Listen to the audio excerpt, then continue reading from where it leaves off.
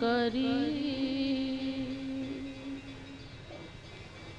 प्रपन्ना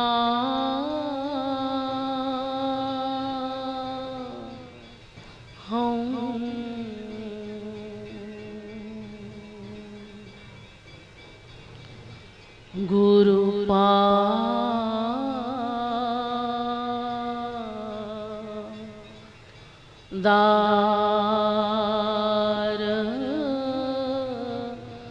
विंदयो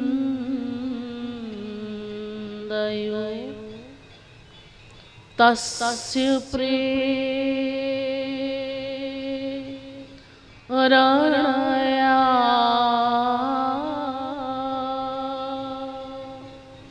तस्य दिव्या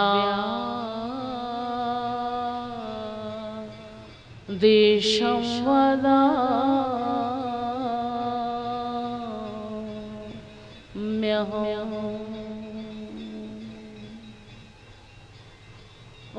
वन्दे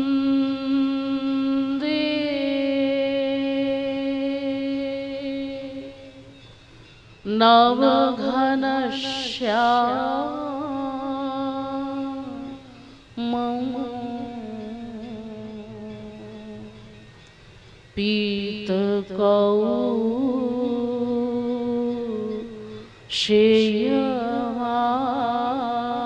पीतकौशेयवाससं सानन्दं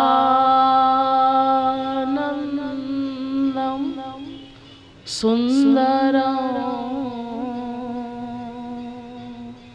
शुद्धं श्रीकृष्णं प्रकृते परं यो ब्रह्मणं विदधाति पूर्वं यो वै वेदांश्च प्रहिणोति तस्मै तद्वंह देवमात्मबुद्धिप्रकाशं मुमुक्षुर्वै शरणमहं प्रपद्ये।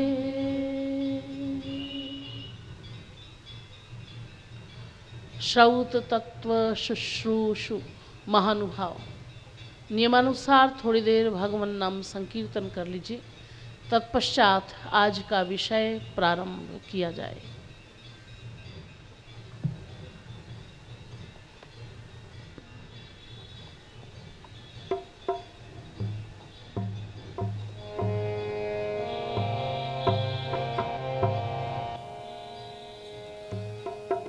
भजो गिरिधर गोविंद गोपाला, भजो गिरिधर गोविंद गोपाला, भजो गिरिधर गोविंद गोपाला, भजो गिरिधर गोविंद गोपाला, भजो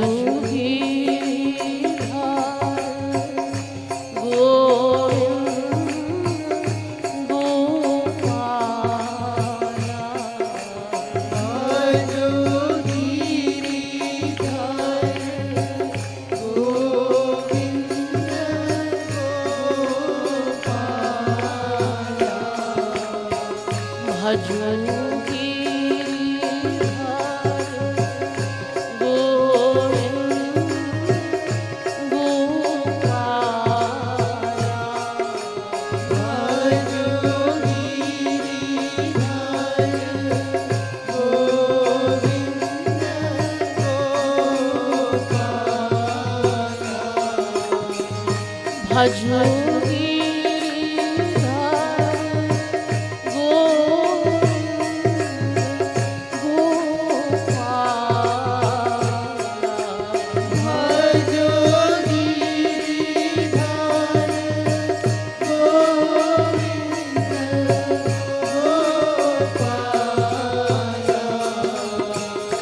भजो गिरिधार गोविंद गोपाला। भजो गिरिधर गोविंद गोपाला। भजो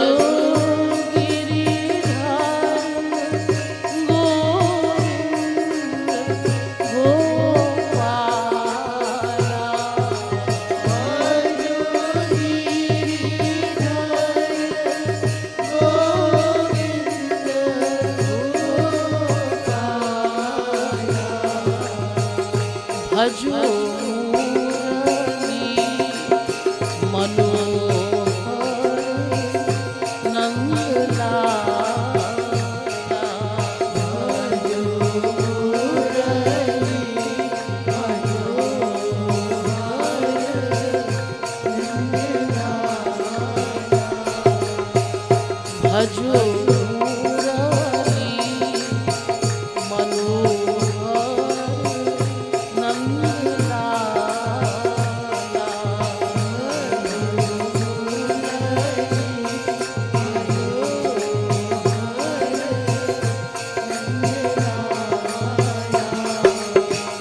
भजो प्रेम अगाधे श्री राधे।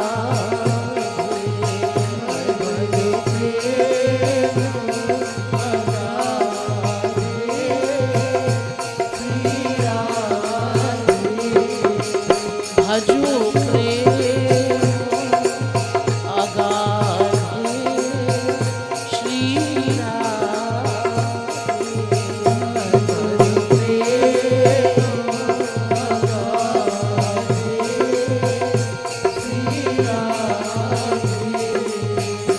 भजो प्रेम अगाधे श्री भजो प्रेम अगाधे श्री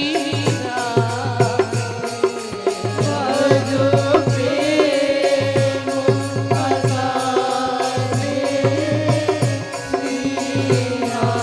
राधे। भजो प्रेम अगाधे श्री भजो प्रेम अगाधे श्री राधे। भजो प्रेम अगाधे श्री भजो प्रेम अगाधे श्री राधे। भजो प्रेम अगाधे श्री भजो प्रेम अगाधे श्री राधे। भजो प्रेम अगाधे श्री भजो प्रेम अगाधे श्री राधे। जे रसी शिरोमणि आराधे।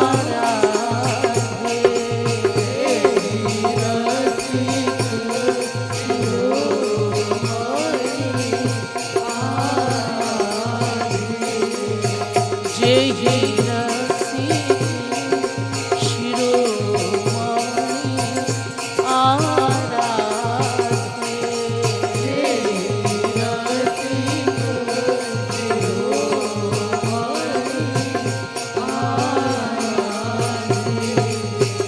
भजो गिरिधर गोविंद गोपाला। भजो गिरिधर गोविंद गोपाला। भजो गिरिधर गोविंद गोपाला।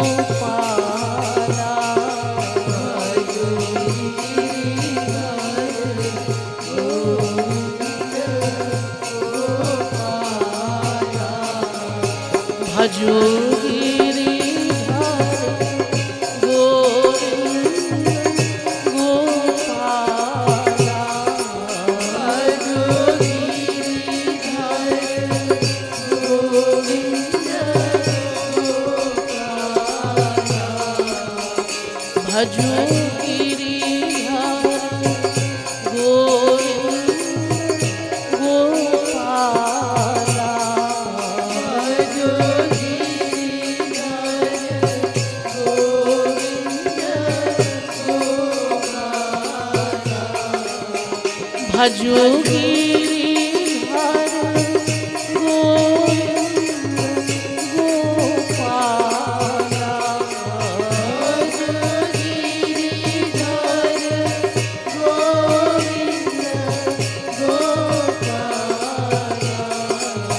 भजो गिरिधारी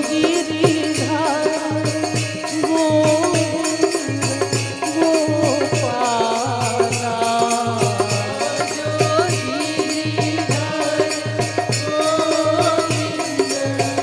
गोपाला भजो मुकुट मुरली वाला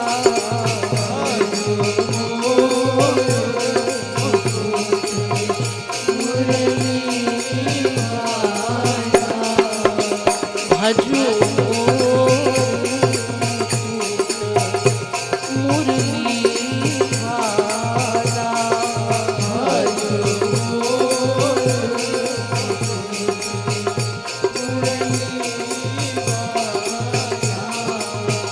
भजो गिरिधारी गोविंद गोपाला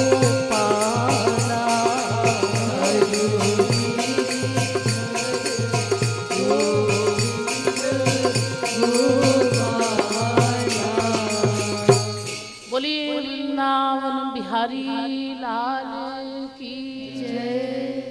बोलिए श्रीमद् सद्गुरु सरकार की जय। बोलिए जगन्नाथ महाप्रभु की जय।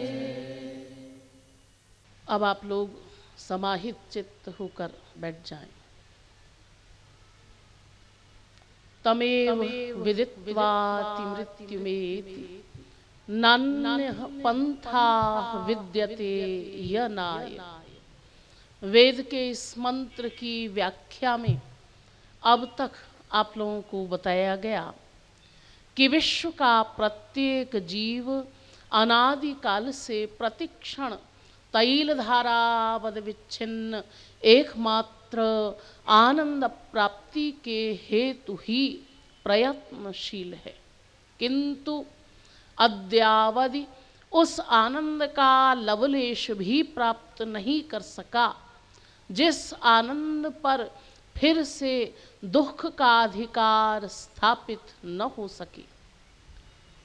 पता लगाया गया यह आनंद कहाँ मिलेगा, कैसे मिलेगा। वेद शास्त्र में हम लोग गए तो वहाँ से हमें ज्ञात हुआ कि उस ईश्वर को जानकर ही प्रत्येक जीवात्मा इस माया से पार हो सकता है। जब ऐसा बताया गया तो उस ईश्वर को जानने का प्रयत्न भी किया गया, लेकिन जब जानने की बात आई तो पुनः वेद ने कहा कि उस ईश्वर को हम इस माइक इंद्रिय मन बुद्धि से नहीं जान सकते, क्योंकि वो ईश्वर दिव्य है और इंद्रिय मन बुद्धि प्राकृत हैं। साथ ही साथ वो ईश्वर दो विरोधी धर्मों का अधिष्ठान भी है। महानतम बुद्धिमान ब्रह्मादिकों की बुद्धि से भी परे है। वो बड़ी बड़ी पर्सनालिटी उसको नहीं जान सकती। जब ऐसा बताया गया कुछ लोग निराश होने लगे, लेकिन पुनः वेद ने कहा कि ऐ जीवों, निराश होने की आवश्यकता नहीं है। उस ईश्वर को एक उपाय के द्वारा जाना जा सकता है। वो उपाय क्या है? वो है यदि कोई जीव भगवान की कृपा को प्राप्त कर ले तो वो उसे जान सकता है। लेकिन ये कृपा सबको नहीं मिलती, सब पर नहीं होती। इस कृपा का एक आधार है, शर्त है एक भगवान की, पहले वो शर्त पूरी कर दो तब मैं कृपा करूंगा। क्या शर्त है आपको बताई गई, वो है शरणागति।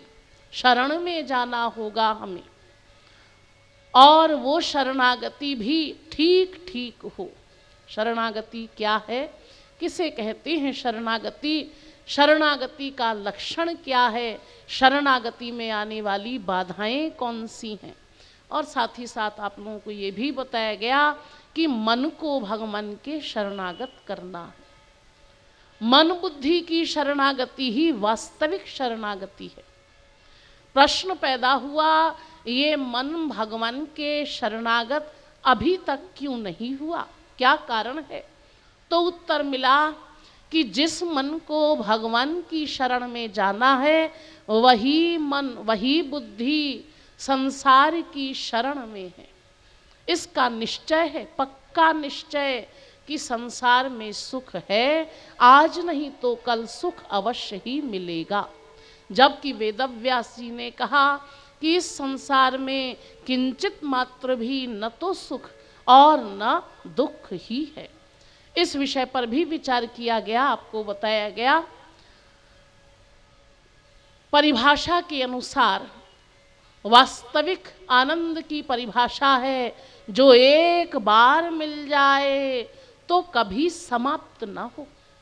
जो एक व्यक्ति को वास्तविक सुख सबको बराबर मिले, लेकिन संसार में किसी भी वस्तु या व्यक्ति से हमें ऐसा सुख आज तक नहीं मिला जो कभी समाप्त ना हो और सबको बराबर मिले। तो क्या है संसार में ये सुख और दुख की फीलिंग हमको क्यों होती है? इसका उत्तर भी दिया गया। स्वार्थवश, भ्रमवश जितनी मात्रा का सुख हम जिस किसी भी वस्तु या व्यक्ति में मान लेते हैं, हमारे स्वार्थ की पूर्ति होने पर हमें उससे उतना ही सुख मिलने लगता है।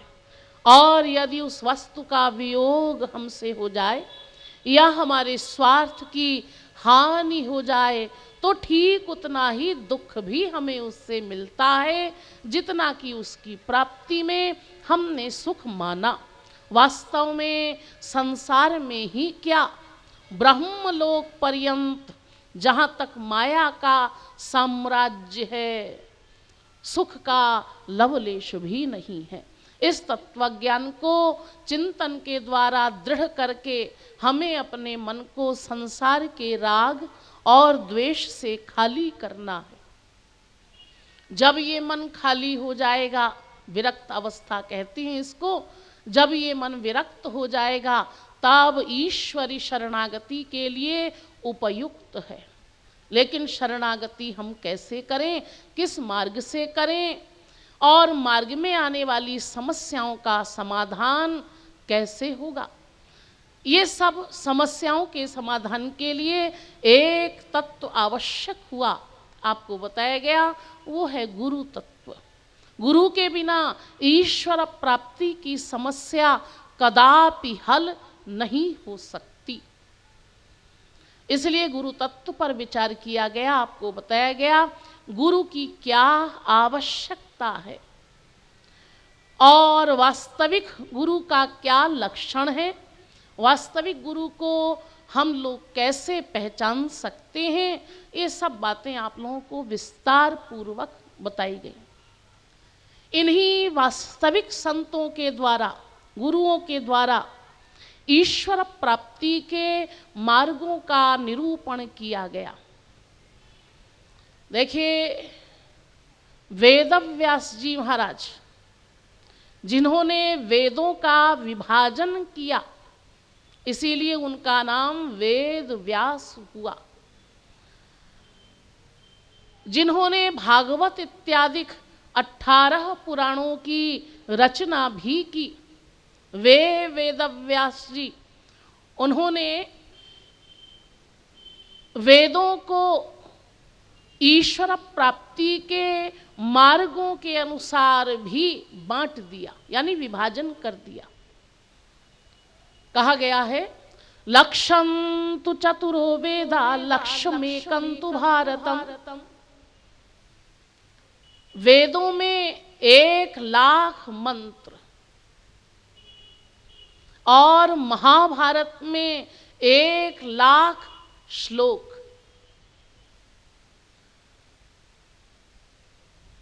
तो देखिए, उन्होंने वेद के 1,00,000 मंत्रों का विभाजन मार्गों के दृष्टिकोण से इस प्रकार किया। उन्होंने 80,000 मंत्र कर्म धर्म के लिए अलग निश्चित कर दिए। 80,000 मंत्र, 6,000 मंत्र ज्ञान के लिए अलग निश्चित कर दिए, ज्ञान मार्ग के लिए, और 14,000 मंत्र उन्होंने निश्चित किए भक्ति के लिए। इस प्रकार वेद के मंत्रों को 3 भागों में बांट दिया। इसी दृष्टिकोण से हमारे वेद में 3 कांड भी बन गए। आप लोग जानते हैं, नंबर 1 कर्म कांड, नंबर 2 ज्ञान कांड और नंबर 3 उपासना कांड, या इसी को भक्ति कांड भी कहा गया। यानी कुछ मंत्र, कुछ ऋचाएं वेद की कर्मवादिनी है, कर्म धर्म संबंधी ऋचाओं का मतलब मंत्र। कुछ ऋचाएं ज्ञानवादिनी हैं और कुछ ऋचाएं भक्तिवादिनी हैं। इसी आधार पर 3 मार्ग उन्होंने निश्चित कर दिए। देखिए, वेदव्यास जी ने कहा योगास्त्रयो मया प्रोक्ता नृणाम श्रेयो विधित्सया ज्ञानं कर्म च भक्तिश्च नोपायोन्योस्ति कुत्रचित्। 11वें स्कंध के 20वें अध्याय का 6ठा श्लोक। योगास्त्रयो मया प्रोक्ता, अर्थात भगवान से मिलने के, योग का मतलब आप जानते हैं, मिलना। तो भगवान से मिलने के लिए, भगवान की प्राप्ति के लिए 3 मार्ग उन्होंने निश्चित किए। नंबर 1 कर्म, नंबर 2 ज्ञान और नंबर 3 भक्ति। देवी भागवत पुराण में उन्होंने कहा मार्गास्त्रयो में विख्याता मोक्ष प्राप्तौ नगाधिप कर्म योगो ज्ञान योगो भक्ति योगश्च सत्तमो। 3 मार्ग हैं ईश्वर प्राप्ति के, यही कर्म योग, ज्ञान योग और भक्ति योग। 4था मार्ग न था, न है और न होगा। आप कहें, कोई कहे कि जी हमने तो बहुत से मार्ग और भी सुने हैं। तो देखिए, कोई ये कहे कि हमने और भी कोई मार्ग सुना है, ठीक है, सुना होगा। वो सब भी इन्हीं 3 मार्गों के अंतर्गत आते हैं। कुल 3 मार्ग ईश्वर प्राप्ति के। आप में से कोई कहे, प्रश्न करे कि जी ये ईश्वर प्राप्ति के 3 ही मार्ग क्यों चले आ रहे हैं, 4था मार्ग क्यों नहीं बना? जैसे हमारे यहाँ, हमारे संसार में वैज्ञानिक लोग अनेक प्रकार की रिसर्च करते हैं, अनुसंधान करते हैं, अनेक कार्यों को करने की नई नई विधि निकालते हैं, खोजते हैं। ऐसे ही आपके आध्यात्मिक जगत के वैज्ञानिकों ने यानी ऋषियों मुनियों ने कोई नया मार्ग क्यों नहीं निकाला? निकालना चाहिए था। देखिए, इसका उत्तर है नेचर के विपरीत कभी भी कोई कार्य नहीं होता। जैसे देखिए, देखने का कार्य कौन करता है? हमारे शरीर में कौन सा अंग है जो देखने का कार्य करता है? आप कहेंगे आंख देखने का कार्य करती है। तो देखिए, किसी भी वैज्ञानिक ने आज तक कोई ऐसा चश्मा नहीं बनाया जिसको आप कान पर लगा लें और कान से देख लिया करें। आप कहेंगे अरे ऐसा कैसे होगा? देखना आंख का स्वभाव है, इसलिए देखने का कार्य आंख ही करेगी। ये तो सब लोग जानते हैं, मूर्ख से मूर्ख व्यक्ति भी जानता है। हाँ, ठीक इसी प्रकार यदि आप भगवान के स्वभाव को जान लें तो समझ जाएंगे कि ईश्वर प्राप्ति के ये 3 मार्ग ही क्यों बने, क्यों हैं, चौथा मार्ग क्यों नहीं हुआ। आप लोगों ने सुना है भगवान का एक नाम है सच्चिदानंद। इसमें 3 चीजें हैं, नंबर 1 सत, नंबर 2 चिद और नंबर 3 आनंद। हाँ, ये भगवान का स्वभाव है। भगवान के सत स्वभाव का प्रारूप है कर्म। भगवान के चित स्वभाव का प्रारूप है ज्ञान और भगवान के आनंद स्वभाव का प्रारूप है प्रेम। और क्योंकि हम लोग भी यानी हम जीव भी भगवान के अंश हैं, इसलिए हमारा भी 3 प्रकार का स्वभाव होता है। चौथा कोई स्वभाव नहीं। यानी या तो हम कर्म करने के इच्छुक होते हैं, या फिर ज्ञान प्राप्त करना चाहते हैं, या फिर प्रेम चाहते हैं।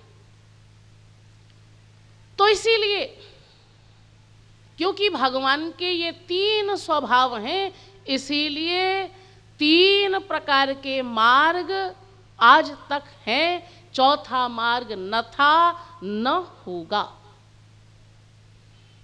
हाँ, देखिए, अब इनके विषय में थोड़ा सा विचार कर लिया जाए।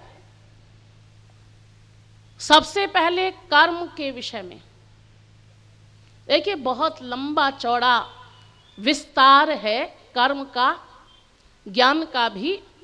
यहाँ पर समय बहुत कम है, इसलिए संक्षेप में मैं आपको बताऊंगी कर्म के विषय में।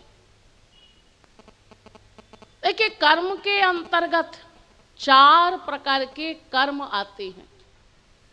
नंबर 1 नित्य कर्म, नंबर 2 नैमित्तिक कर्म, नंबर 3 काम्य कर्म, नंबर 4 प्रायश्चित्त कर्म।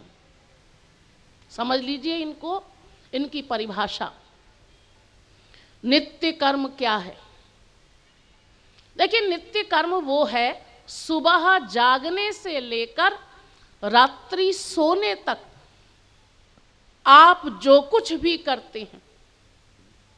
सुबह उठे, शरीर की शुद्धि की, स्नान इत्यादि किया, शौच इत्यादि किया, संध्या वंदन किया और भोजन किया, फिर जीविकोपार्जन के लिए कुछ कर्म किया, फिर संध्या वंदन किया, फिर रात्रि में भोजन किया और फिर सो गए।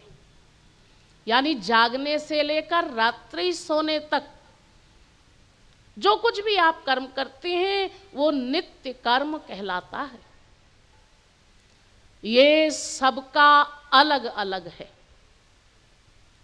बहुत लंबा चौड़ा डिटेल है इस कर्म धर्म का। देखिए, वर्ण और आश्रम के अनुसार ये कर्म, नित्य कर्म अलग अलग। ब्राह्मण का नित्य कर्म अलग है, क्षत्रिय का नित्य कर्म अलग है। वर्णन किया गया है ब्राह्मण को क्या नित्य कर्म करना चाहिए, तो ब्राह्मण को वैसा ही कर्म करना है, नित्य कर्म। वैश्य का क्या नित्य कर्म है, शूद्र का क्या नित्य कर्म है। और इसी प्रकार आश्रम के अनुसार भी ब्रह्मचारी का नित्य कर्म क्या होना चाहिए, गृहस्थी का नित्य कर्म क्या है, वानप्रस्थी का नित्य कर्म क्या है, और सन्यासी का नित्य कर्म क्या है। यानी वर्ण और आश्रम के अनुसार सबका नित्य कर्म अलग अलग है। वेद में कहा गया है कि सबको अपने अपने नित्य कर्म का पालन करना है, करना चाहिए, करना जरूरी है। आप कहें कि अगर नहीं करेंगे तो नहीं करेंगे तो दंड मिलेगा, और कोई कहे कि जी पालन करेंगे तो क्या मिलेगा, पालन करेंगे तो कुछ नहीं मिलेगा। आप कहें ये बढ़िया नियम है, पालन नहीं करेंगे तो दंड मिल जाएगा और पालन करेंगे तो कुछ नहीं मिलेगा। अरे कम से कम कोई इनाम, कोई पुरस्कार वगैरह मिलना चाहिए। नहीं जी, ऐसा कुछ नियम नहीं। कोई कहे कि जी अरे आपकी स्पिरिचुअल गवर्नमेंट का ये बढ़िया कानून है, कुछ तो मिलना चाहिए।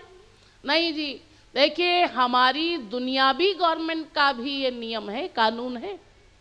आप जानते हैं प्रत्येक देश की सरकार देश को चलाने के लिए, सुव्यवस्था के लिए कुछ नियम कानून बनाती है, जिसको आप संविधान के रूप में जानते हैं। संविधान कहा जाता है उसको। और सरकार प्रजा से ये अपेक्षा भी करती है कि प्रजा यानी जनता इन कानूनों का पालन ठीक ठीक करे। करते भी हैं बहुत से लोग नियम कानून का पालन। अगर कोई नहीं करता कानून का पालन तो उसको दंड मिलता है, जुर्माना भी भरना पड़ता है, कभी कभी जेल में भी जाना पड़ जाता है। जैसे देखिए छोटा सा ही कानून है, ट्रैफिक के नियम होते हैं, आप लोग जानते हैं। देखिए बड़े बड़े शहरों में अभी भी बड़ा स्ट्रिक्ट कानून है। आप चले जाएं दिल्ली वगैरह में, बॉम्बे वगैरह में, कलकत्ता वगैरह में, तो अगर ट्रैफिक के नियमों का उल्लंघन करें आप तो जुर्माना भरना पड़ता है। हाँ, तो देखिए अगर इसी प्रकार बहुत से कानून हैं, अगर उनका उल्लंघन किया, नियमों का उल्लंघन किया तो दंड मिलेगा, और आप कहें कि पालन करेंगे तो कुछ नहीं मिलेगा। कोई कहे कि जी अरे कम से कम न्यूज़पेपर में ही हमारा नाम निकलवा दिया जाए कि हम कानून का पालन करते हैं। नहीं जी, ऐसा कुछ नहीं, बस पालन करना है, इसलिए करना है आपको। करेंगे तो ठीक, नहीं करेंगे तो दंड अवश्य मिल जाएगा। तो ये है नित्य कर्म, सबके लिए अलग अलग। दूसरा है नैमित्तिक कर्म। नैमित्तिक का मतलब किसी के निमित्त किया जाता है ये कर्म। जैसे खास अवसर पर आता है, कभी चंद्र ग्रहण हो, कभी सूर्य ग्रहण हो, उस समय जो खास खास कर्म किए जाते हैं, दान इत्यादि जो कुछ भी होता है, वर्णन है वेद में। किसी के यहाँ संतानोत्पत्ति हो, संतान पैदा हो, किसी के यहाँ किसी की मृत्यु हो जाए, तो उस समय जो खास कर्म किया जाता है, सूतक लग जाता है, उस समय जो कर्म किया जाता है उसको नैमित्तिक कर्म कहते हैं। ये कभी कभी होता है, हमेशा नहीं। तीसरा है काम्य कर्म। ये है किसी कामना की पूर्ति के लिए जो हम कर्म करते हैं। किसी के यहाँ पुत्र नहीं है तो पुत्र की कामना से यज्ञ कराया जा रहा है। दशरथ जी ने किया था ये यज्ञ। बड़े बड़े राजा महाराजा प्राचीन काल में करते थे, धनी मानी लोग अभी भी करते हैं। चातुर्मास व्रत इत्यादि ये भी कामना की पूर्ति के लिए किए जाते हैं। इनमें बड़े कठिन कायदे कानून हैं। आपका वो जो कर्म है उसमें जरा भी गड़बड़ी नहीं होनी चाहिए। अभी मैं आपको बताऊंगी।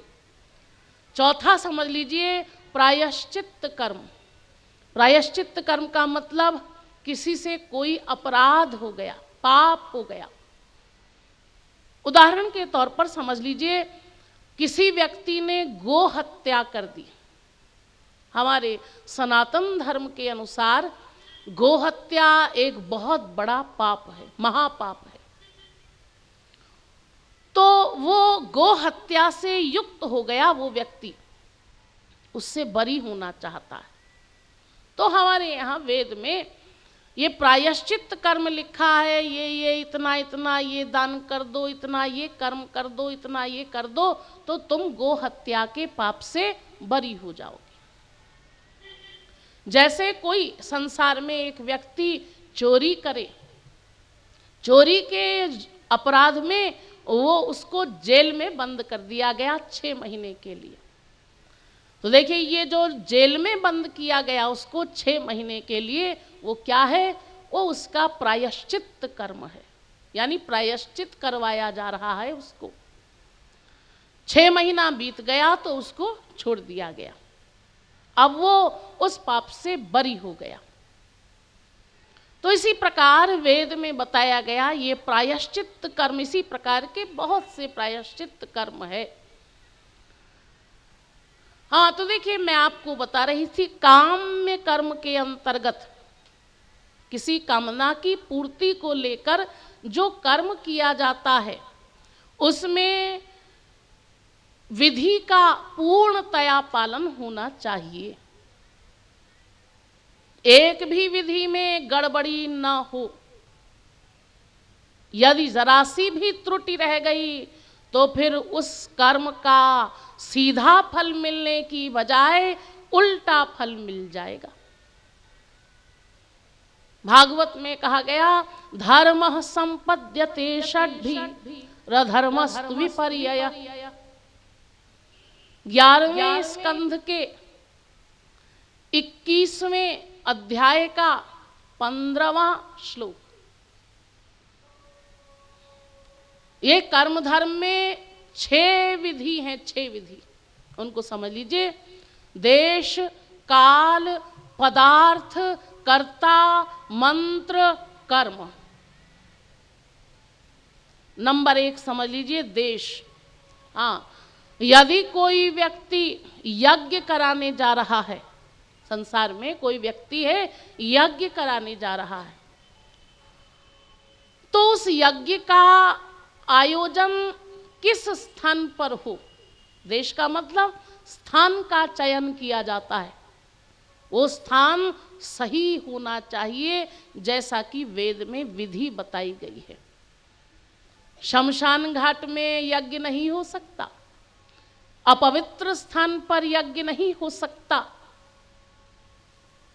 अगर करेंगे तो उसका फल सीधा मिलने की बजाय उल्टा मिल जाएगा।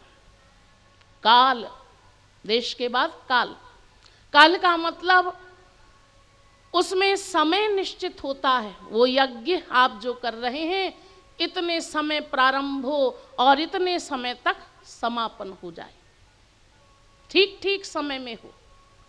पदार्थ, वो यज्ञ जो आप कर रहे हैं, उस यज्ञ में प्रयोग होने वाला पदार्थ शुद्ध कमाई के द्वारा अर्जित होना चाहिए।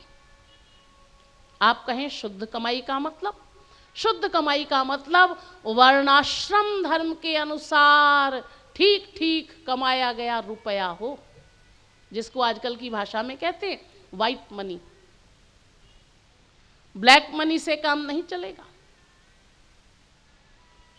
यानी जो पदार्थ आप उसमें प्रयोग कर रहे हैं, बहुत से पदार्थों का प्रयोग होता है, घी है, हवन सामग्री है, समिधा है, बहुत सी चीजें प्रयोग होती हैं, वो सब शुद्ध कमाई के द्वारा लाई गई हो। आप कहें कि शुद्ध कमाई और इस कलयुग में ये कहाँ संभव है? ये तो बड़ी मुश्किल बात है, असंभव सा है। हाँ, देखिए यदि मुश्किल है तो कोई आवश्यक नहीं है यज्ञ करना, मत कीजिए। और अगर करना है तो ठीक ठीक विधि का पालन करना होगा। कर्ता, उस कर्म को कराने वाला, यज्ञ को कराने वाला जो ब्राह्मण है वो भी प्रैक्टिकल धर्मात्मा होना चाहिए। प्रैक्टिकल। आज के युग में इना गिना कोई होगा। मंत्र, देखिए उस यज्ञ में जो मंत्र बोला जा रहा है, मंत्र प्रयोग हो रहा है, उसमें मंत्र के एक अक्षर के एक स्वर में जरा सी भी त्रुटि न रह जाए। जो वेद मंत्र है उसके अक्षर के, उसके एक शब्द के एक स्वर में गड़बड़ी न हो, जरा सी भी। अगर जरा सी भी गड़बड़ी हो गई तो सीधा मिलने की बजाय उल्टा फल मिल जाएगा।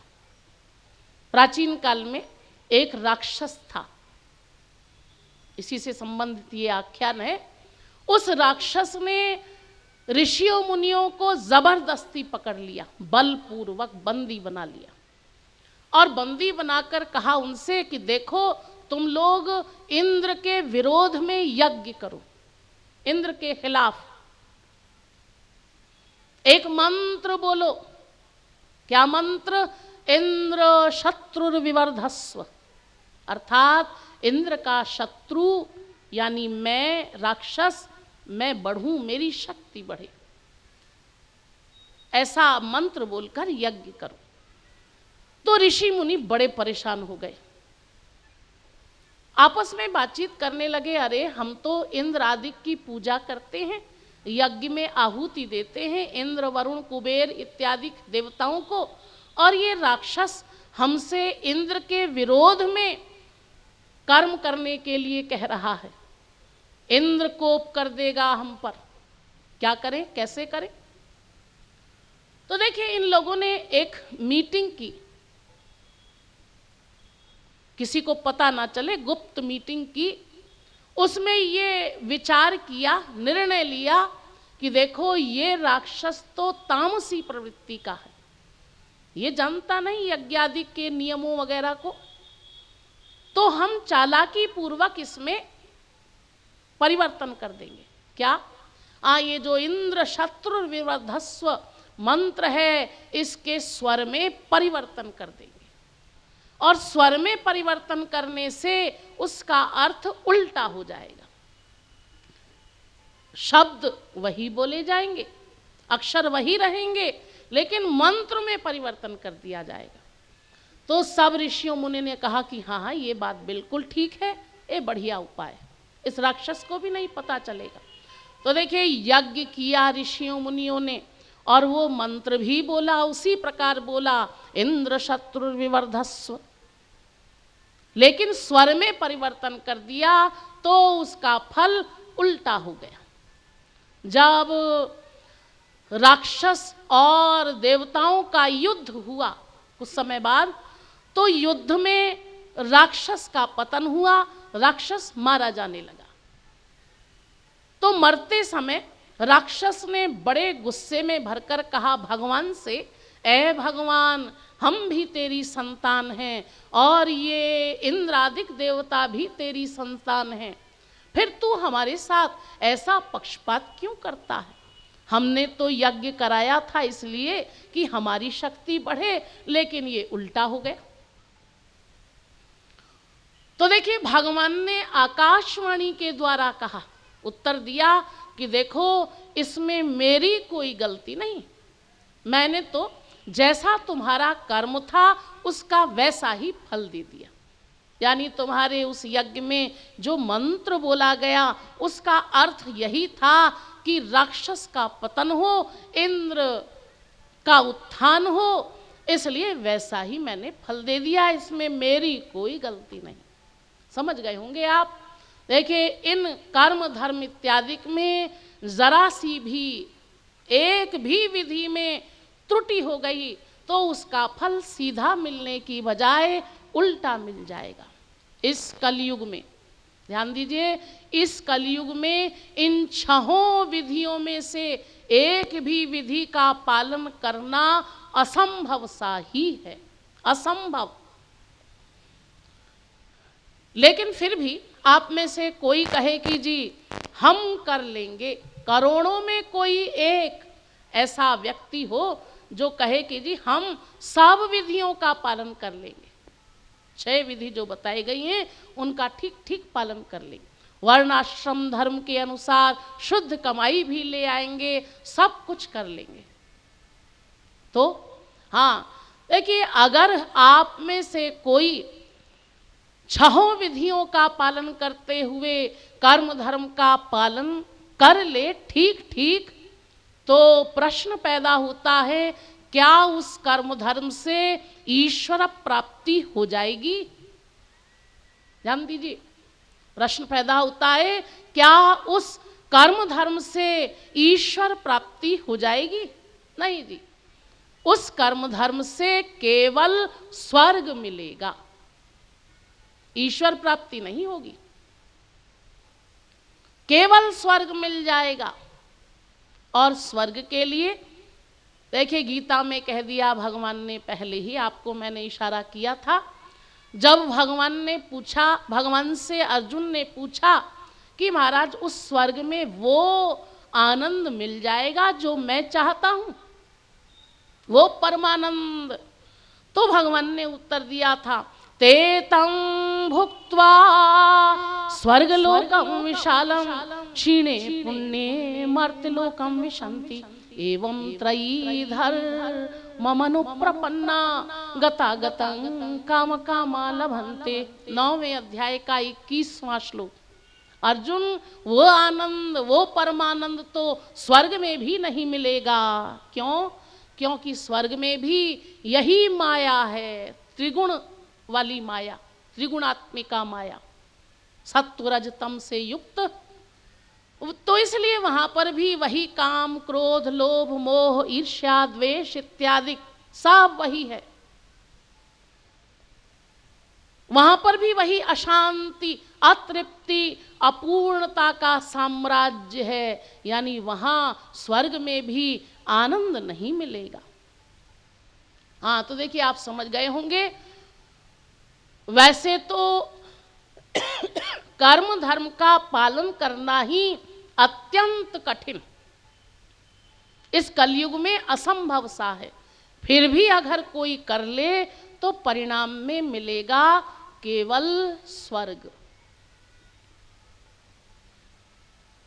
वेद कहता है इष्टापूर्तम मन्यमाना वरिष्ठम नान्यत् श्रेयो वेदयन्ते प्रमूढ़ा ना कस्य पृष्ठे ते सुकृतेनुभूत्वेमं लोकम हीनतरं वा विशन्ति। जो लोग स्वर्ग जाते हैं वो लोग घोर मूर्ख हैं, साधारण मूर्ख नहीं, घोर मूर्ख हैं, प्रमूढ़ा।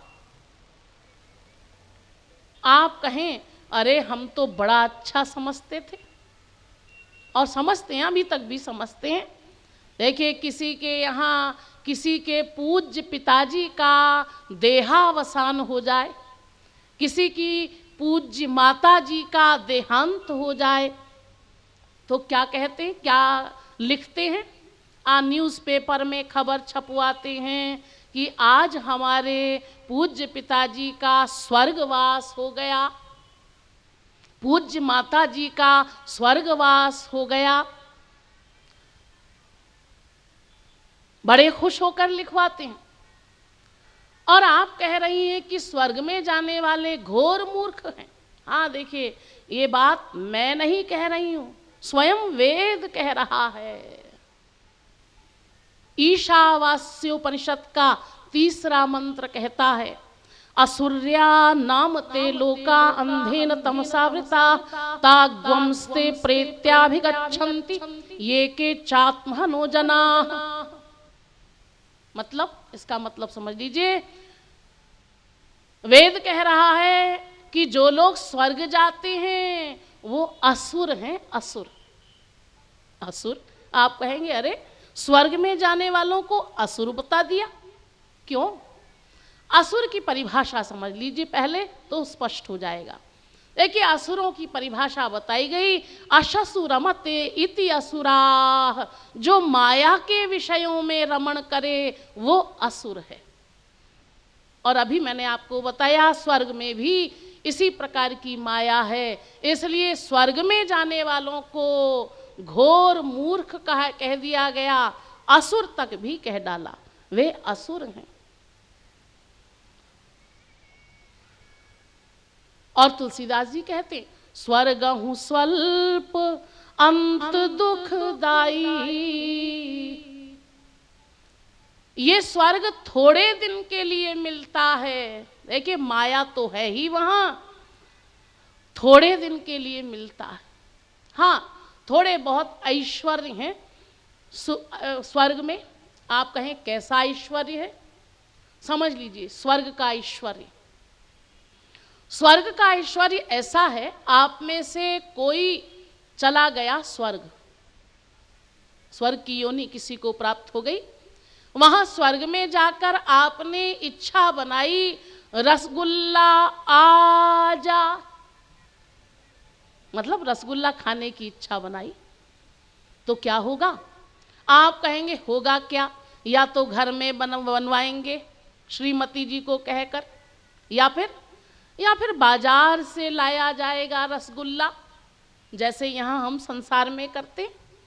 संसार में भी तो यही होता, रसगुल्ला खाना है तो या तो बाजार से ले आइए या फिर घर में बनाइए।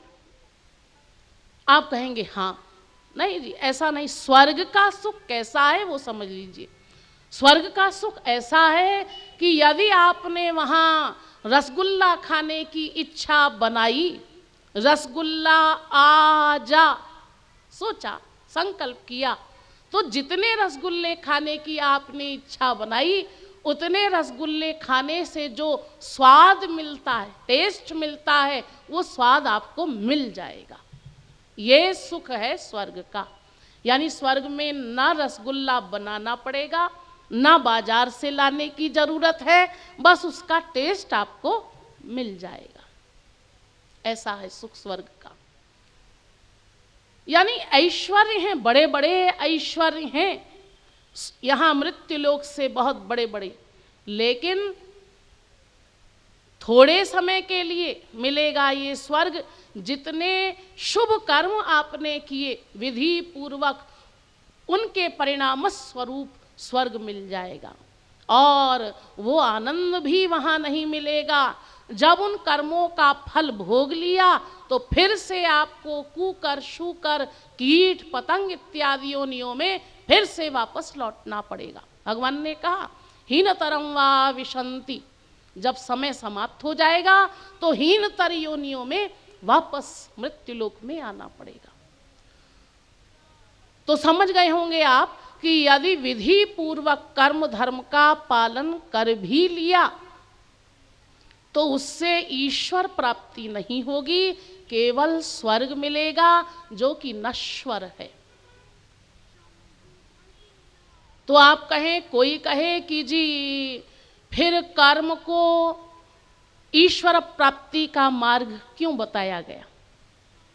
कहा गया ना कि कर्म योग से ईश्वर प्राप्ति हो सकती है। हाँ देखिए, यहाँ समझ लीजिए, यदि उस कर्म धर्म में आप भक्ति को प्लस कर दें, ध्यान दीजिए, कर्म धर्म में भक्ति को जोड़ दिया जाए, जिसमें निरंतर मन से भगवान की भक्ति हो और शरीर से यथाशक्ति कर्म धर्म का पालन हो, तो वो कर्म योग कहलाता है और उस कर्म योग से ईश्वर प्राप्ति हो सकती है। कहने का मतलब स्पष्ट हो गया होगा आपको कि बिना भक्ति के केवल कर्म से ईश्वर प्राप्ति नहीं होगी। भक्ति को जोड़ दिया जाएगा जब कर्म में, तो वो कर्म योग बन जाएगा और उससे ईश्वर प्राप्ति हो जाएगी। इसका मतलब स्पष्ट होता है कि बिना भक्ति के केवल कर्म धर्म से काम नहीं बनेगा। अब देखिए दूसरा है ज्ञान। ज्ञान मार्ग। ज्ञान के विषय में तुलसीदास जी ने बहुत सुंदर लिखा। उन्होंने कहा, ज्ञानी प्रभु ही विशेष प्यारा, ज्ञानी भगवान को विशेष प्रिय है, वे कह रहे हैं। और गीता में भी कहा गया, उदारा सर्व एवैते ज्ञानी त्वात्मैव मे मतम, 7वें अध्याय का 18वां श्लोक। भगवान को ज्ञानी विशेष प्रिय है। वो कहते मेरी आत्मा के समान है ज्ञानी। हाँ देखिए, एक तरफ तो ये कहा गया, दूसरी तरफ इसके आगे कहते हैं तुलसीदास जी, ज्ञानी ही भक्ति ही नहीं कछु भेदा, उभय हरहि भव संभव खेदा। दूसरी बात कह दी कि ज्ञानी और भक्त में कोई भेद नहीं है, दोनों बराबर हैं। ज्ञानी और भक्त दोनों बराबर हैं। आप कहेंगे ठीक है, ऐसा ठीक होगा, लेकिन देखिए फिर तीसरी बात कह दी तुलसीदास जी ने, क्या? ते जड़ काम धेनु गृह त्यागी, खोजत आकु फिर ही पय लागी। वे जड़ हैं, जड़ मूर्ख हैं। कौन? जिनके घर में कामधेनु के समान गाय मौजूद है, लेकिन फिर भी वो दूध के लिए जंगल में घूम रहे हैं, आँख का वृक्ष खोजते हुए। एक वृक्ष होता है, छोटा सा वृक्ष होता है, आँख का वृक्ष, उसको हिंदी में मदार का वृक्ष भी कहते हैं, अकुआ भी बोलते हैं। यदि आप उसका पत्ता तोड़ दें तो उसमें सफेद सफेद दूध जैसा पदार्थ निकलता है। तो वे कह रहे हैं, आँख का वृक्ष खोजते हुए घूम रहा है वो व्यक्ति, कामधेनु गाय के मौजूद होते हुए। ठीक इसी प्रकार वो ज्ञानी है, यानी भक्ति के रहते हुए वो केवल ज्ञान के द्वारा लक्ष्य की प्राप्ति करना चाहता है, वो ऐसा ही मूर्ख है। और आगे क्या कहा? ते शठ महा सिंधु बिनु तरनी, पैरी पार चाही जड़ करनी। वे शठ हैं, शठ, शठ बना दिया। वे शठ हैं जो बिना भक्ति के केवल ज्ञान के द्वारा मोक्ष प्राप्त करना चाहते। और आगे कहा, देखिए एक के बाद एक गंभीर वाक्यों का प्रयोग कर रहे हैं तुलसीदास जी। अब अंत में डिसीजन दे दिया, रामचंद्र के भजन बिनु जे चाह पद निर्वाण, ज्ञानवंत अपि सो नर पशु बिनु पूछ विषाण। बिना भगवान की भक्ति के, बिना भगवान के भजन के, जो केवल ज्ञान के द्वारा निर्वाण पद चाहता है, वो क्या है? बिना पूंछ और बिना सींग का पशु, पशु बना दिया अब उनको। यानी अंतिम डिसीजन कर दे दिया कि बिना भक्ति के मोक्ष भी प्राप्त नहीं होगा।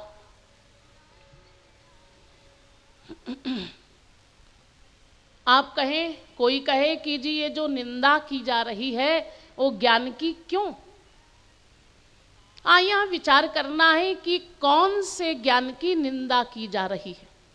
ज्ञान दो प्रकार का होता है, एक होता है शाब्दिक ज्ञान और एक होता है अनुभवात्मक ज्ञान।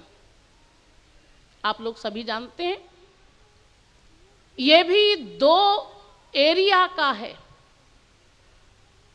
मतलब एक ज्ञान है सांसारिक क्षेत्र का और एक ज्ञान है ईश्वरीय क्षेत्र का। तो सांसारिक क्षेत्र का ज्ञान समझ लीजिए, शाब्दिक एवं अनुभवात्मक ज्ञान। सांसारिक क्षेत्र का शाब्दिक ज्ञान वो है जिसमें शब्दों का तो ज्ञान रहता है लेकिन अनुभवात्मक ज्ञान प्राप्त नहीं किया है। जैसे उदाहरण से समझ लीजिए, कोई एक छात्रा हो जो होम साइंस की स्टूडेंट है, तो उसने याद कर लिया है, कंठस्थ कर लिया है कि रसगुल्ला कैसे बनता है, थियरी जान ली है, वो लेक्चर भी दे सकती है और परीक्षा में उत्तर पुस्तिका में भी सब कुछ उत्तर ठीक ठीक लिख सकती है। ये है शाब्दिक ज्ञान सांसारिक विषय का।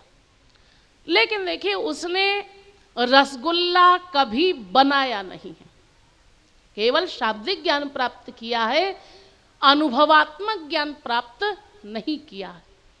अनुभवात्मक ज्ञान तब कहलाएगा जब शाब्दिक ज्ञान प्राप्त करके उसने रसगुल्ला बनाया भी हो, प्रैक्टिकल भी कर चुकी हो, तो यह है अनुभवात्मक ज्ञान। अब इसी प्रकार ईश्वरीय क्षेत्र का भी ये दो प्रकार का ज्ञान है। पहला है जिसमें शास्त्र वेद का सम्यक ज्ञान प्राप्त कर लिया हो, लेक्चर भी दे सकता हो, लेकिन स्वयं ने ईश्वर प्राप्ति नहीं की है, उसकी माया निवृत्ति नहीं हुई है। ऐसे शाब्दिक ज्ञानी को कहा गया, उसका ज्ञान के बारे में कहा गया एक सूक्ति के द्वारा, यथा खरश्चंदन भारवाही भारस्य वेत्ता न तु चंदनस्य। जैसे किसी गधे पर बहुत सारा चंदन लाद दिया जाए, गधे के ऊपर पीठ पर चंदन की लकड़ी को रख दिया जाए, बहुत सारा बोझा, तो वो गधा उस चंदन के महत्व को नहीं समझता। वो क्या समझता है? वो यही समझता है जैसे अन्य बोझा मेरी पीठ पर लाद दिया जाता है, कोई पत्थर, ईंट पत्थर वगैरह, कोई अन्य लकड़ी, ऐसे ही ये भी एक बोझा मेरी पीठ पर है, उसका महत्व नहीं समझता। ठीक इसी प्रकार ये शाब्दिक ज्ञानी होता है जो अनुभवात्मक ज्ञान से शून्य है, रहित है, वो ऐसा ही है। लेकिन अनुभवात्मक ज्ञानी कौन है? देखिए, जिसने शास्त्र वेद के अनुसार चलकर साधना करके ईश्वर प्राप्ति कर ली है, वो है अनुभवात्मक ज्ञानी। अब देखिए, इसमें भी दो प्रकार का ज्ञान होता है। पहला है आत्मज्ञान और दूसरा है परमात्मक ज्ञान। आत्मज्ञान को समझ लीजिए, यानी ज्ञान मार्ग की साधना करते हुए ज्ञान मार्गी अभेद भक्ति करता है, अद्वैत की उपासना करता है वो, तो अभेद भक्ति करते हुए यानी निर्गुण निराकार ब्रह्म की उपासना करता है वो, और उसकी साधना प्रारंभ होती है तत्वमसि से। तत्त्वम असि यानी तू वही है, तू ही ब्रह्म है, ये नारा लगाता है, वो इसका चिंतन करता है तत्त्वमसि का, और अंतिम अवस्था है उसकी अहम ब्रह्मास्मि, और इसके आगे ब्रह्मास्मि रह जाता है। तो देखिए ज्ञान मार्ग की साधना करते करते आत्मज्ञानी तो बन जाता है। ध्यान दीजिए, आत्मज्ञान की अवस्था पर पहुंच जाता है। उसकी क्या अवस्था होती है? देखिए वो समदर्शी हो जाता है और सर्दी, गर्मी, बरसात इत्यादि का उस पर कोई असर नहीं होता। ये बड़ी बड़ी अवस्थाएं उसकी हो जाती।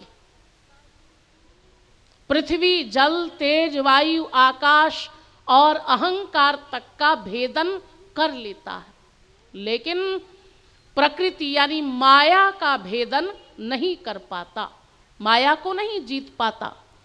परिणाम स्वरूप यानी ज्ञान मार्ग की साधना के अनुसार करते करते वो ज्ञानी ब्रह्म ज्ञान प्राप्त नहीं कर पाता। ब्रह्म ज्ञान कब होता है उसको? एक ब्रह्म ज्ञान तब होता है जब वो ज्ञानी सगुण साकार भगवान की शरण में जाता है। स्वयं गीता में भगवान ने कहा, यही बात कही, दैवी हेषा गुणमयी मम माया दुरत्यया मामेव ये प्रपद्यन्ते माया में तांतरन्ति ते। 7वें अध्याय का 14वां श्लोक। ये माया बड़ी प्रबल है, ऐसे नहीं पीछा छोड़ेगी। जब जीव मेरी शरण में आएगा तब पीछा छोड़ेगी। माम एव ये प्रपद्यन्ते, मेरी ही शरण में आना होगा। यानी कहने का मतलब, जब तक ये ज्ञानी सगुण साकार भगवान श्री कृष्ण की भक्ति नहीं करता, उनकी शरण में नहीं जाता, तब तक इसकी माया का अत्यंताभाव नहीं होता, यानी उसको ब्रह्म ज्ञान प्राप्त नहीं हो सकता। यानी ज्ञान मार्ग की अंतिम अवस्था है आत्मज्ञान। बस आत्मज्ञानी बन जाता है, इससे आगे नहीं पहुंच पाता। इस बात को स्वयं शंकराचार्य जी ने भी स्वीकार किया। देखिए उन्होंने कहा, मैंने आपको एक दिन बताया था, याद होगा, तदनुग्रह हेतु के नैव च विज्ञानेन मोक्ष सिद्धिर्भवितुमर्हति। गीता का भाष्य लिखा, उसमें उन्होंने स्पष्ट किया कि देखो, ज्ञानियों, अपने शिष्यों से कहा, ज्ञानियों कान खोलकर सुन लो, यदि मोक्ष चाहते हो तो ये मोक्ष भी बिना भक्ति के नहीं मिलेगा, श्री कृष्ण भक्ति करनी ही पड़ेगी। और उन्होंने अपनी माँ से भी कहा, शुद्धयति ही नान्तरात्मा कृष्ण पदाम भोज भक्ति मृते वसनमि वक्षारोदैर भक्त्या प्रक्षाल्यते चेतः। उपदेश दिया अपनी माँ को कि अंतःकरण की शुद्धि तो बहुत दूर है, मोक्ष तो बहुत दूर है। उन्होंने कहा कि मोक्ष तो बहुत दूर है, अंतःकरण की शुद्धि भी नहीं होगी श्री कृष्ण भक्ति के बिना। पहले अंतःकरण शुद्धि करनी है, तब आगे की बातें होंगी। तो ये अंतःकरण शुद्धि भी बिना भक्ति के नहीं होगी, भक्ति करनी ही पड़ेगी। यानी वो ज्ञानी जब भक्ति करता है तब उसको उसका लक्ष्य यानी मोक्ष प्राप्ति होती है। कहने का अर्थ आप समझ गए होंगे कि ज्ञान में भी भक्ति आवश्यक है, कर्म में तो मैंने आपको बताया ही, कर्म में भी भक्ति आवश्यक है। और देखिए ज्ञान के विषय में समझ लीजिए, ज्ञान, इसका अधिकारित्व तो कितना कठिन है। कर्म का अधिकारित्व तो बताया था, 6 विधि का पालन करना आवश्यक है। और ज्ञान का अधिकारित्व तो क्या? निर्विण्णानाम ज्ञान योग, जो पूर्ण विरक्त हो गया हो संसार से, जरा भी विचलित ना हो, साधन चतुष्टय संपन्न व्यक्ति, इंद्रियों पर कंट्रोल हो गया हो उसका पूरी तरह से, मन पर कंट्रोल हो गया हो, संसार का कोई भी पदार्थ छिन जाए, स्त्री, पति, माँ बाप, बेटा इत्यादि, उसके छिनने का कोई कष्ट ना हो, कोई फीलिंग ना हो, ऐसी अवस्था आ जाए, तब कोई ज्ञान मार्ग की पहली कक्षा में प्रवेश कर सकता है, प्रवेशिका में प्रवेश ले सकता है। इतना कठिन अधिकारित्व है। आप लोगों ने शायद सुना होगा, देखिए जनक परमहंस, त्रेता युग के सबसे बड़े परमहंस हुए जनक जी महाराज। वे जनक परमहंस ऐसे ही अधिकारी हुए, जैसा अभी मैं आपको बता रही थी, पूर्ण विरक्त। कैसे विरक्त हुए? ये जनक परमहंस जब अपने गुरुजी के पास ज्ञान की शिक्षा लेने जाते, उपदेश सुनने के लिए जाते, तो इनके गुरुजी इनको कक्षा में सबसे आगे बैठाते थे। बाकी अन्य ब्राह्मणों के लड़के, अन्य विद्यार्थी इनके पीछे बैठते थे। तो अन्य सब विद्यार्थियों को मन में ये शंका थी, ईर्ष्या थी मन ही मन, कि गुरुजी इनको इसलिए आगे बैठाते हैं क्योंकि ये बहुत बड़े राजा हैं,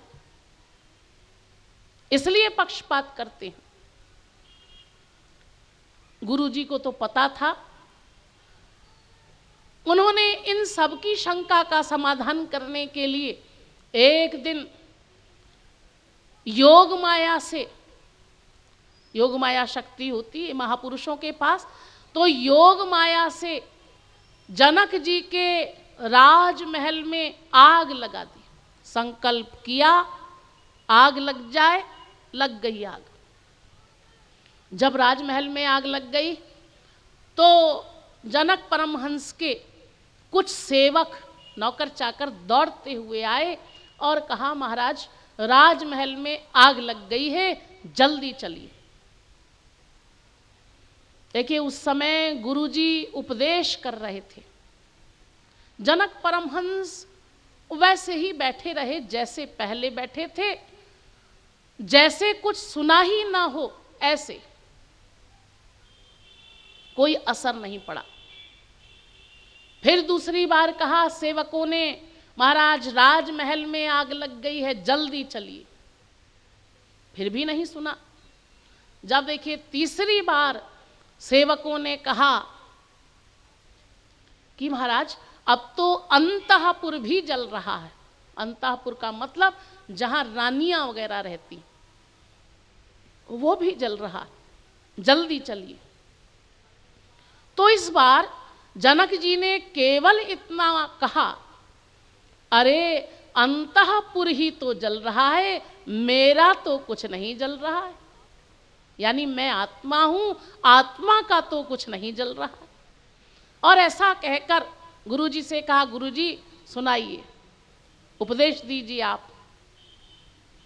देखिए ये बात देखी जब अन्य विद्यार्थियों ने, तो समझ में आ गया कि वास्तव में ये जनक परमहंस, इनकी अवस्था यही है। ये इतने उच्च कोटि के विरक्त हैं, यानी सब कुछ जल गया, राख हो गया और इन पर कोई असर ही नहीं पड़ा। इसको कहते हैं निर्विण्णा नाम, यानी पूर्ण विरक्त।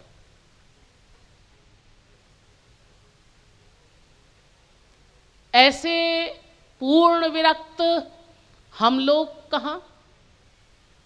देखिए हम तो जरा सा कुछ सुन लें तो दौड़े चले जाएंगे। अरे देखिए यदि कोई इंपॉर्टेंट बात बताई जा रही हो, प्रवचन में ही बताई जा रही हो, आपके काम की बात, कल्याण की बात, तो भी छोड़कर भाग जाएंगे।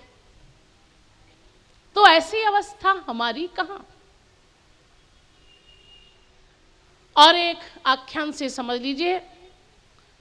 एक बार शंकराचार्य जी के पास काशी का एक विद्वान आया, उनकी प्रशंसा सुनकर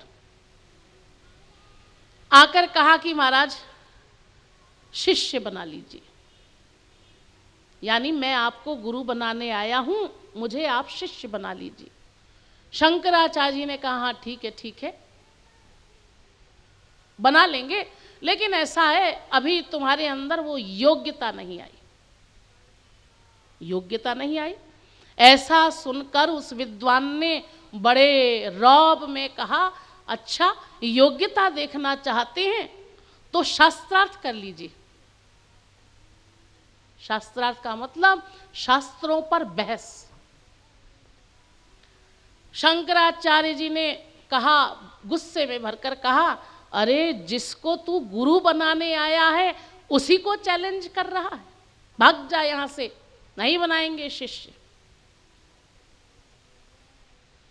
वो व्यक्ति समझ गया, उसको रियलाइज हुई अपनी गलती और चरणों में गिर पड़ा, कहा महाराज गलती हो गई, मुझे ऐसा नहीं कहना चाहिए था, कृपा करके मुझे अपना लीजिए, मैं आपको ही गुरु बनाऊंगा, ये निश्चय करके आया हूं।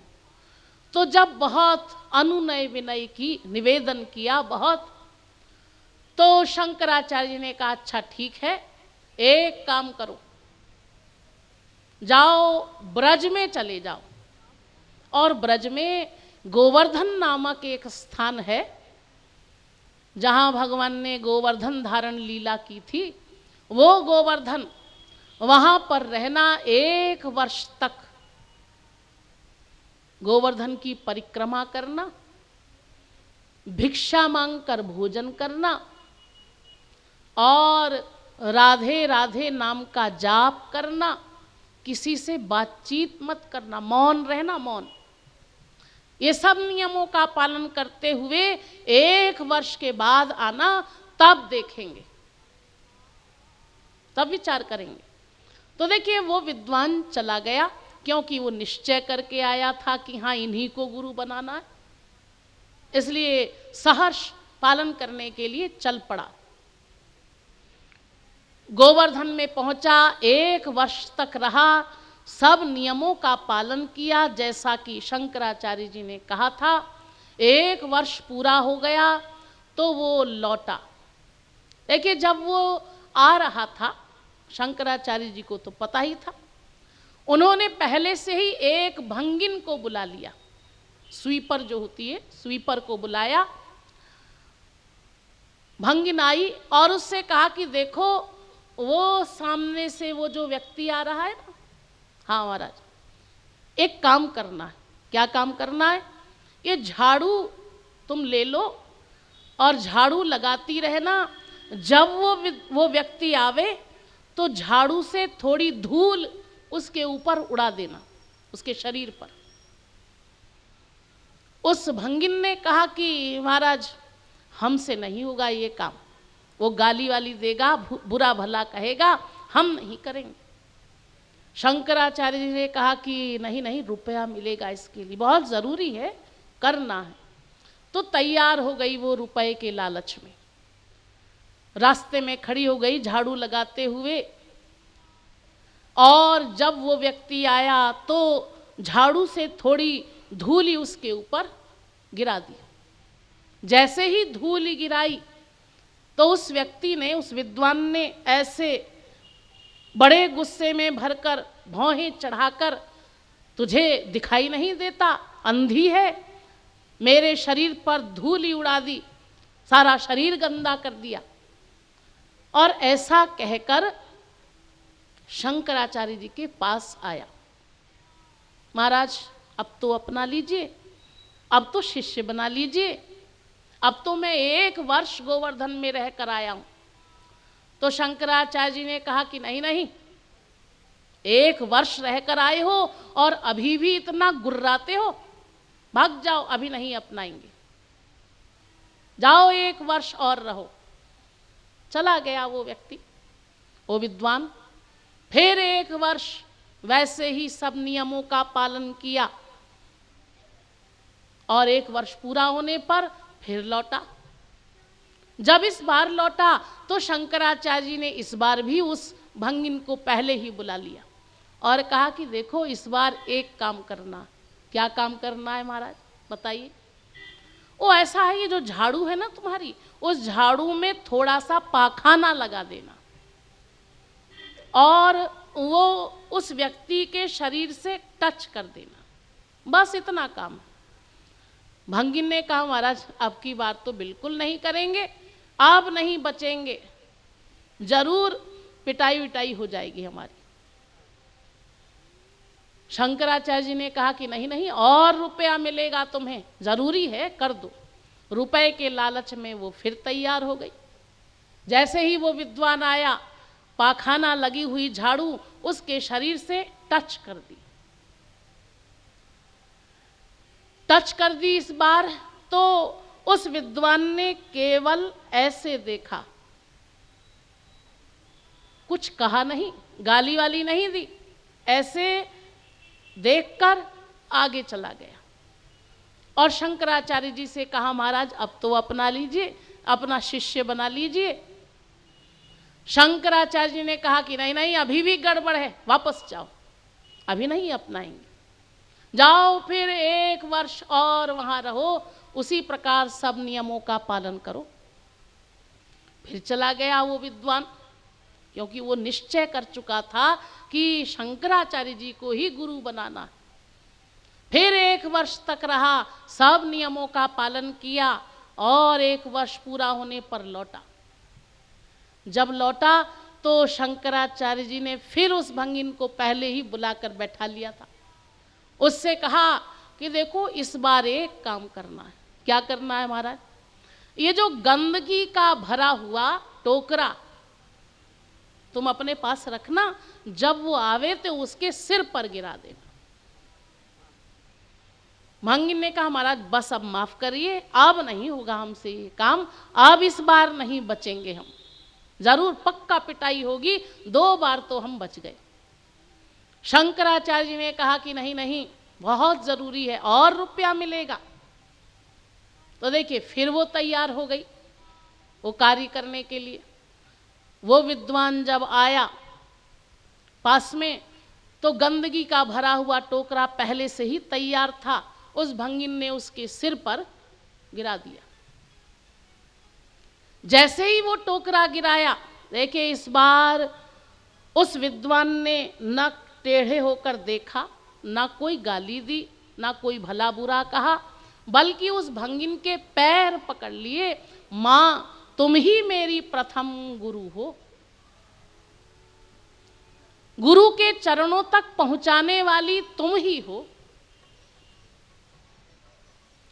और देखिए ऐसा कहकर जब वो विद्वान शंकराचार्य जी के पास पहुंचा तो इस बार शंकराचार्य जी को कुछ कहना नहीं पड़ा, वो तो सब जानते हैं महापुरुष। तो उन्होंने आपकी बार कहा हाँ अब तुम आ जाओ, अब इस योग्य हुए, यानी अब ज्ञान मार्ग की पहली कक्षा में प्रवेश करने योग्य हो गए हो तुम, अब ये तुम्हारी अवस्था हो गई, यानी अंतःकरण तुम्हारा शुद्ध हो गया है।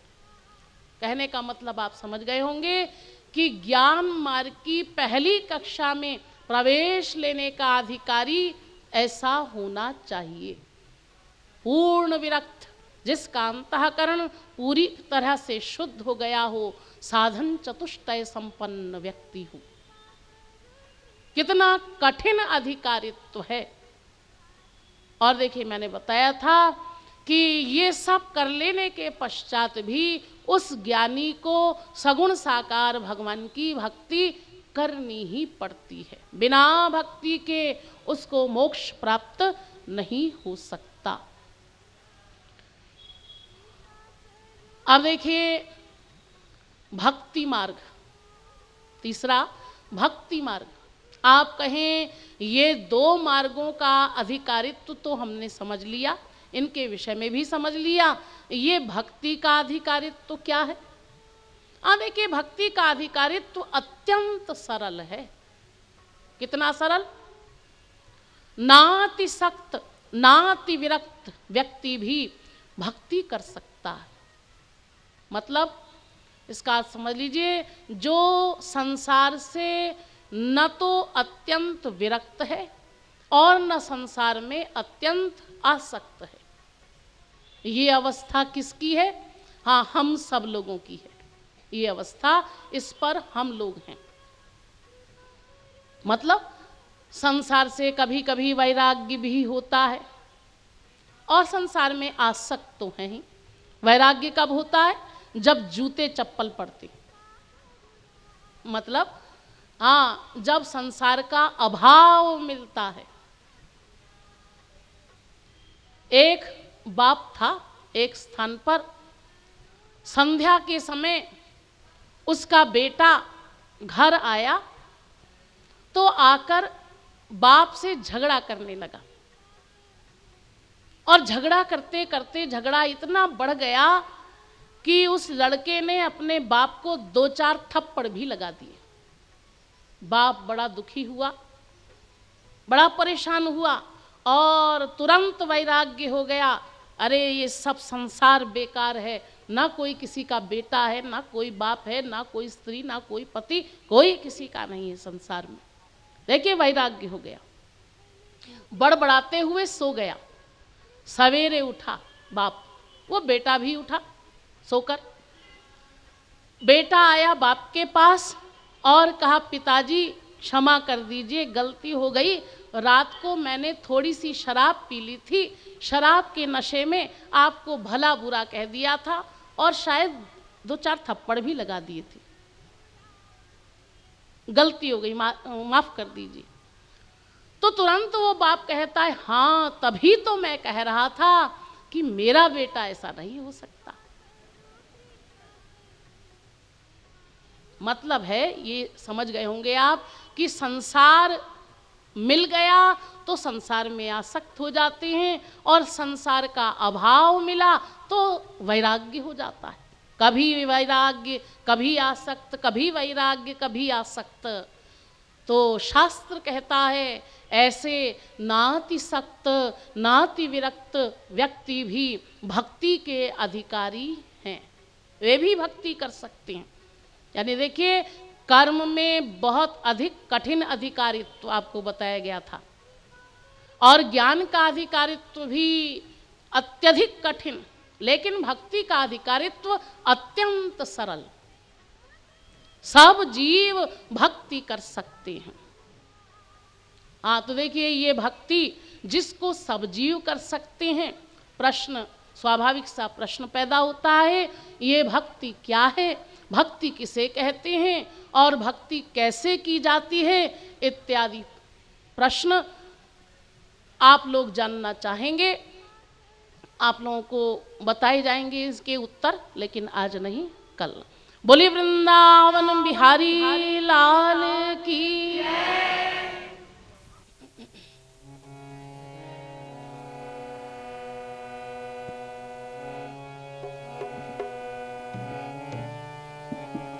गोविंद जय जय, गोपाल जय जय, राधा रमण हरि गोविंद जय जय। गोविंद जय जय, गोपाल जय जय, राधा रमण हरि गोविंद जय जय। गोविंद जय गोपाल जय जय, राधा रमण हरि गोविंद जय जय। गोविंद जय जय, गोपाल जय जय, राधा रमण हरि गोविंद जय जय। गोविंद जय जय, गोपाल जय जय, गोविंद जय जय, गोपाल जय जय। गोविंद जय जय, गोपाल जय जय, गोविंद जय जय, गोपाल जय जय। राधा रमण हरि गोविंद जय जय, राधा रमण हरि गोविंद जय जय। राधा रमण हरि गोविंद जय जय। राधा रमण हरि गोविंद जय जय। प्यारी की जय, सुकुमारी की जय जय, श्री विश्वभानु दुलारी की जय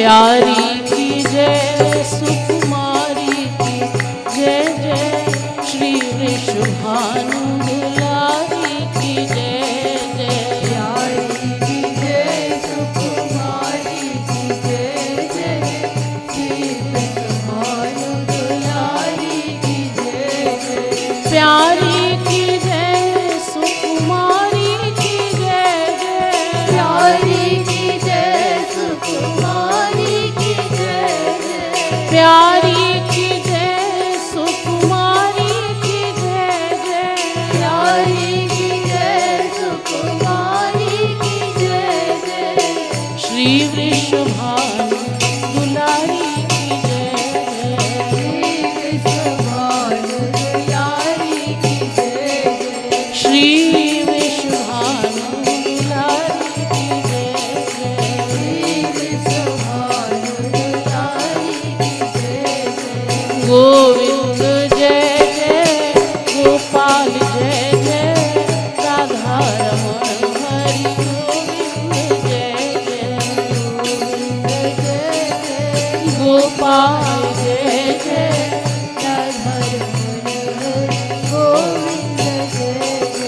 गोविंद जय जय गोपाल जय जय राधा रमण हरि गोविंद जय जय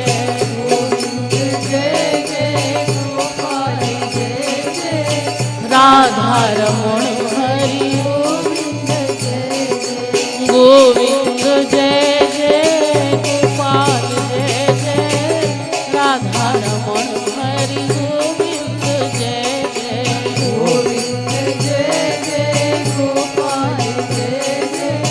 राधा रमण हरि गोविंद हो गोविंद जय जय गोपाल जय जय राधा रमण हरि गोविंद जय जय